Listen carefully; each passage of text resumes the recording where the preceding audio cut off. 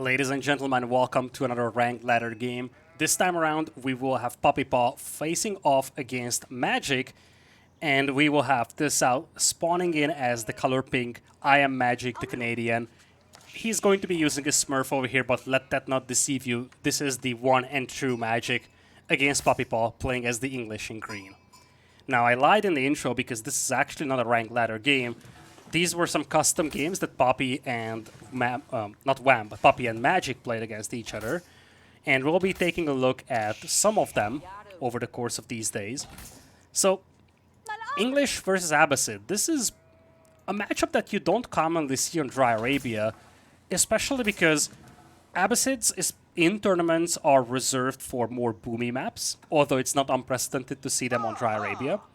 And English, they are a slow-moving civilization. Well, assuming that you play into the longbows and the spears. So playing them on an open map like that can backfire, especially at the highest level. Again, it's not unprecedented either to see the English being played on Dry Arabia, but the lack of mobility that they usually have can be exploited well on this map. Now, speaking of maps, this is a lovely spawn for Puppy Paw. He's got the gold mine at the back, he's got the stone mine at the back. Berries are also pretty close, though that's not a priority for an English player.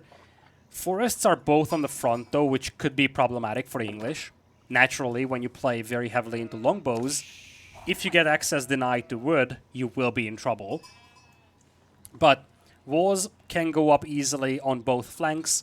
Overall, a very well defendable base for Puppy Paw. For Magic, this is an alright-ish base. He's got the same wood situation as his opponent does. Stones aren't really forgiving, though. This is actually the closest stone spawn for Magic, and this is something that can be punished very easily. In fact, I'm actually wondering if Puppy Paw will play into a king here. It sounds crazy at the beginning, but I could see a world... Okay, never mind. I will finish my point anyways, because I've seen some king plays recently. The idea with the king is that you do get essentially a pseudo-knight, and that knight can be very valuable when it comes to harassing these resources. Think about it this way. You go up with the Abbey of the Kings, you get a king out, and you will have a knight-style unit harassing stone miners, and your opponent will have nothing to defend against it. You could accomplish something like that with longbows as well, but obviously longbows will take a longer time to arrive. And also, once you arrive, a single longbow isn't going to do a tremendous amount of damage. You will idle some whales, you will force them away from the resource, but you won't really do any killing. Whereas then the king, the pseudo-knight, he's able to accomplish that. Now on the other side, it looks like we do have an economy wing coming up here for Magic. It's going to be on the gold, very standard build so far. Economy wing should be spotted here by Puppy Paw. This is a key detail. You see this little wing being built over here. The other wings are placed elsewhere. I think military wing is in this corner, trade is in this corner, and then culture is right here to the top. So Puppy Paw can tell what wing his opponent is aging up with. And it also gives him an idea about the opponent's strategy here. Only 3 wheels on the council hole for Puppy, so he's in no rush to get this up. If he really wanted to just go for super early aggression, try to deny the stone and something like that, he would probably rush this up a little bit more. But it looks like he will be playing into the good old-fashioned spear plus archer combo.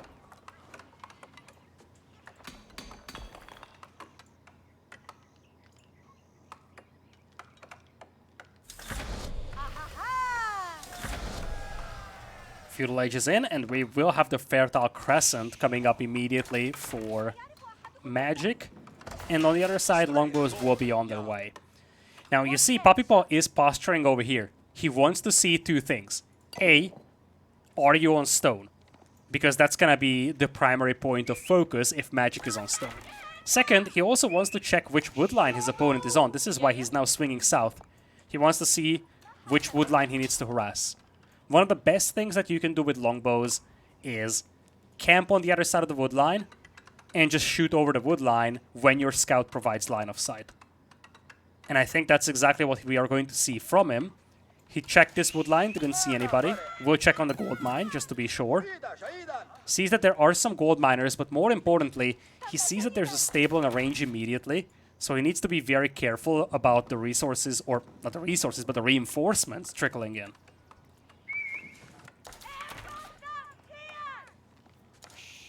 In Magic's position, the key thing will be intercepting reinforcements. These little longbows going one by one, those are prime targets for horsemen. And to respond to that, Puppy Paw will need to play into the spearman, obviously. But he also needs to accompany these individual longbows with the spears as he's bringing in those reinforcements. Here come the longbows. Notice once again how the scout is providing line of sight.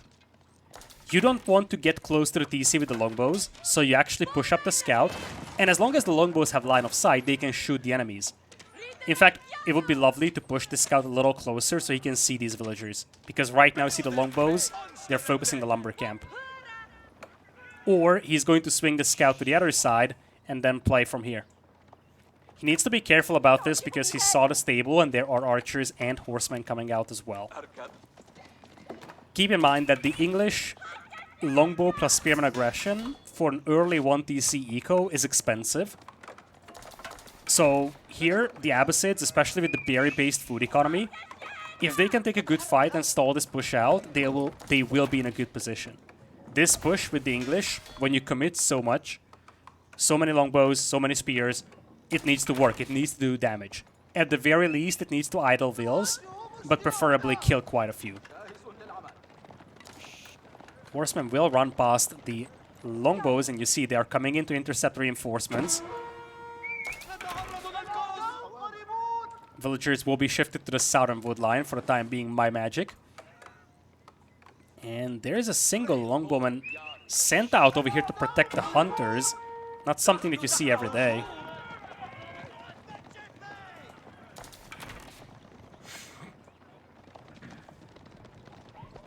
Now Magic doesn't see an opportunity to harass these longbows, so the next thing that he... Is this a wrong rally point? Or what's happening here? Why do we have 3 longbows defending? 3 longbows will be nothing against those horsemen.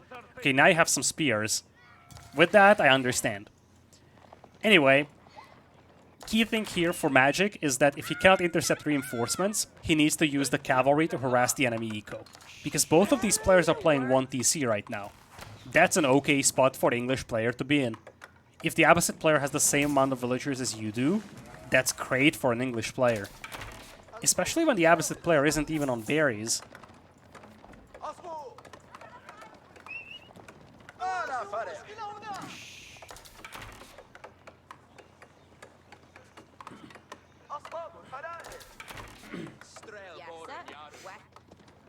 Longbows slowly creeping up now. Numbers are looking better for Puppy Paw. You will have the defender's advantage over here, naturally, so you have to be careful though. It is much easier for Magic to reinforce this battle than it is for Puppy Paw. So it means that these numbers could quickly swing in the favor of Magic here. Looks like Puppy is going very aggressive though.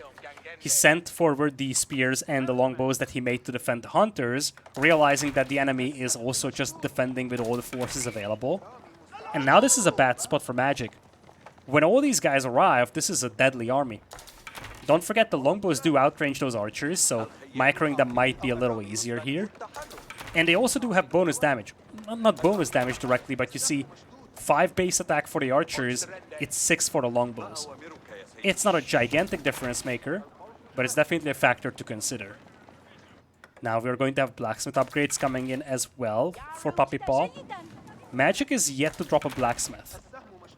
He's playing very defensive for a player that is playing 1TC only, and that is not something I'm a huge fan of. It might work out, especially if this game goes longer, like much longer, I'm talking about here. But I feel like right now, Puppy Paw should be very happy that he's forcing an Abbasid player to play 1TC full army. Nice little swing in from the north. He's trying to find an angle on the horsemen.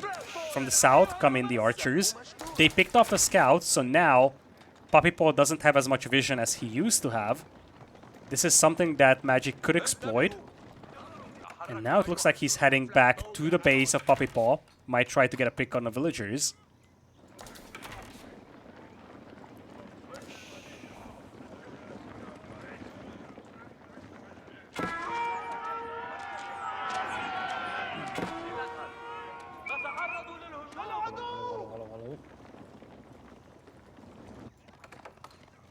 Horseman moving up north. This is a good opportunity, exactly how you want to play Abbasids against the English. Move in, harass the villagers a little, and then go back. And do this until you start building up numbers advantage back at home against those longbows. And once you have that, just take the fight. That's the recipe for success here for the Abbasids. Longbows will take this engagement over here. You see, Magic tried to sneak some villagers on the stone, try to get a second TC going, but it's being shut down by Puppy's longbows. Fight taken over here. Upgrades are also better for Puppy Paw. He's gotten the range attack, something that is missing for Magic. He's going for range defense, but at the end of the day, you see casualties are much higher. And when you look at the destroyed value, it sits at 770 compared to 290, which once again is a clear indication of Puppy Paw having been more successful when it comes to destroying stuff. Picks off a Horseman as well. That's good value. That's 1/4 of the Horsemen that Magic had available. Bit of a farm transition now coming in here for Puppy Paw.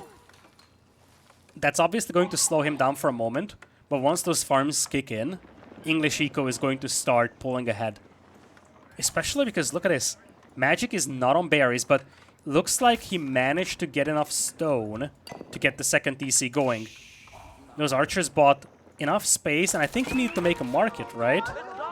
Where did the stone come from? The stone he mined from this outcropping is insufficient, so he had to get it from somewhere. Am I blind? I'm totally lost over here. Coster actually won ahead. I do not know. Where did that stone come from? I have no idea. He didn't touch this stone. Didn't touch this stone. Not this one. Alright, I guess this is a good thing to ask from YouTube comments. Where on earth did that stone come from? Am I missing a market? I don't think I'm missing a market either. I know I should be focused on the game, but this is so important. I don't see a market, and I don't see stone being mined. Town center is going to cost you... Wait a second. I forget about that. That's where the stone comes from. He didn't need it. He went Fertile Crescent. That's why the stone cost is so low. This is actually super clever. We didn't really see a lot of early economy wings recently in tournaments, so I'm actually not super familiar with that mechanic still. It's not something that's like engraved in my mind as the meta just yet, but this is very clever from Magic here. So he's getting a discount on the town center. It's actually a pretty hefty cost decrease if you think about that. By default, you pay 350 stone. It's only 262. That's a huge amount of stone saved over here. Explains how he was able to get this TC up. And I guess it explains what the plan was right from the get-go. He wanted to get the second TC going, but he wanted to get the stone discount first. Anyway, back to the game. Second TC was spotted by Puppy Paw. He is now mixing in Men-at-Arms. And remember, he completed farm transition to a certain extent at least. He's very heavy on the wood. He's chopping it because he wants to go Rams. Tower is coming up to expand the network of Castle's aura. And this is where I think Magic will have to fight this, but this is going to be a challenging fight. He's just trading Archer v Archer. Horsemen, not really there in large numbers. And you see, Men-at-Arms are absorbing a lot of arrow fire. This is why they're mixed in here by Puppy Paw. And this is the big difference between the two armies. Those Men-at-Arms will soak up your arrow fire, whereas on the other side, there's nothing that does that. It's one thing that Puppy's army numbers are looking better, but it's also the composition. The fact that Puppy Paw is able to soak up a lot of that arrow fire with the Men-at-Arms. Now he's got some Rams going as well. He's targeting this town center. There's defensive tower here as well, but if you're Magic, your position is quite troublesome here. You don't have the archers to fight this. And remember, you've been playing 1 TC for a long time. You cannot really sacrifice villagers like Abbasids usually can.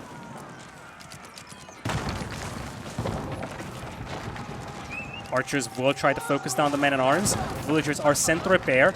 Right now, Town Center is being used as just a tool for some extra arrow fire here, but out of resources is Magic. He doesn't have access to wood because of this tower and the longbows. Cannot repair this Town Center anymore. Rams will take down the Town Center. Now the longbows push in. They still do have the attack buff. They will isolate some of these archers. Will focus them slowly down, one by one. And look at the split damage as well by Puppy Paw. He's splitting the damage output of those longbows between multiple archers, taking a terrifyingly good engagement here. 5,000 resources worth of value destroyed against 2,500. Rams will now push the TC, or the tower actually. Berry bushes exposed. Production buildings exposed. That's even more problematic. And there is Castle Age. If this was any other civilization, there might be a world where this recovery is plausible for Magic. Castle Age can do a lot of things for you. If you get a couple of Ghulams out, a couple of Lancers, get the veterancy on your Archers, maybe. Get a Mangonel going, most importantly. Problem here for him is that Castle Age is still 1.5 minutes away. That's one of the biggest weaknesses of the Abbasids when it comes to aging up. It takes a long time to get there, and I genuinely do not believe that he can wait another minute here. He's trying to intercept some reinforcements, and when he gets to Castle Age, I think his only tool to fight this will be a Mangonel. He's going to lose all the production buildings. But I feel like Puppy will just not let him breathe. He will just dive in. He will just slowly take down these production buildings. He's got 5 battering rams. It's not going to take a long time for him to take down these production buildings. And he sees the military wing being built. He knows fully well that his opponent is going Castle Age. Magic trying to launch a counterattack. Puppy Paw probably realized that the army is nowhere to be found inside his base, so he will just rally his forces back at home for defense. Men-at-Arms will do a good job soaking up arrow fire, but Magic will focus the longbows as he should. Still, Men-at-Arms are getting decent damage done here to the archers, and this counterattack won't accomplish much. Castle Age will be achieved here by Magic, and somewhat crazily, despite all the pressure being on him, he only lost 4 villagers in this game. That's as good as it gets for him. If he was playing with 2 TCs for a long time, his eco would be so much better than Puppy Paw's. Losing only 4 vills under so much pressure is impressive. Having said that, now this starting town center is under attack. Interesting that this is the point of focus, because obviously you do have the aura of the House of Wisdom with fire armor. Most of the damage-dealing units to the buildings here are rams, though, so I guess the reason why Puppy Paw is focusing it is because there is no point getting rid of that fire armor. Finally finds the archers inside the base of Magic here. Magic with no standing army, trying to get some Ghulams going. No Mangonels as I see, not a siege workshop on the horizon. There's a market now to balance eco with. A couple of Lancers show up, but they are just a little too late to the party. First landmark is gone, so Puppy Paw could just focus the House of Wisdom to win the game, but you feel like it is just not needed. He's killing all the vills, and Magic will tap out of this game in a matter of moments, I believe. He should. He's losing everything, unless he's playing a no villager challenge at this point. There it is. GG is called. Puppy Paw playing a very classic English aggression over here. This is as textbook as it gets. Play into the longbows, play into the spearmen. But we have seen some very important details to this. Longbow and spear is a simple strategy, but a couple of details need to go well for you to be able to successful with it. One of them was making sure that your reinforcements arrive intact. Puppy Paw did a great job protecting all these incoming longbows with the spears against the horseman raids. When the horsemen were sent for a counterattack, he had defensive spearmen back at home to deal with them. There was no window for Magic to use his mobility of the horsemen to intercept reinforcements or villagers on these low pocket ecos. He built up the tower for the network of castles aura, and then he had a lot of rams as well. That's a key thing to focus on too. 1 or 2 rams may be out microed. You might just jump in and out of the TC with the vills and focus down the rams.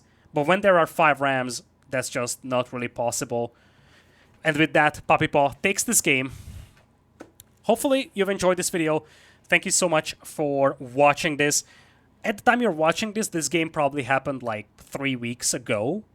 But I am also on a bit of a summer break, visiting family and stuff like that. So these are pre-recorded videos. If you enjoyed, I greatly appreciate if you throw a like and a subscribe to the channel. These metrics help me a lot, and they do help me sustain the, I guess, the flow of videos, the output of videos, the consistency of me putting out videos.